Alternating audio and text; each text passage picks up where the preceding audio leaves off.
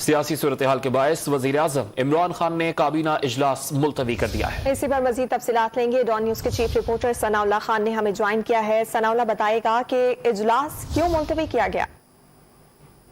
دیکھیں، اجلاس یہ پہلی مرتبہ نہیں ہے، گزشتہ 3 ہفتوں سے مسلسل جو ہے کابینہ کا اجلاس ملتوی کیا جا رہا ہے، اور گزشتہ 1 ماہ سے ہی ملک میں جو سیاسی صورتحال ہے اس کے مد نظر رکھتے ہوئے اور وزیر اعظم کی جو سیاسی مصروفیات ہیں ان کی بنا پر یہ ملتوی کیا گیا ہے۔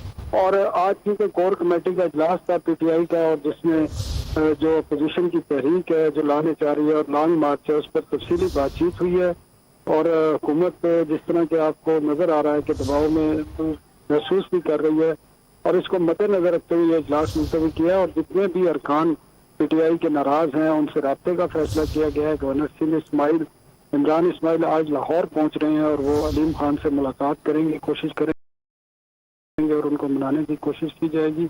اور جہانگیر ترین کیونکہ اس وقت لندن میں ہیں، ان سے بھی رابطے کی کوشش کی جا رہی ہے۔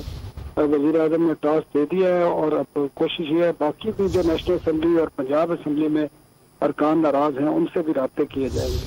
جی بہت شکریہ ثناء اللہ، آپ نے اپڈیٹ کیا۔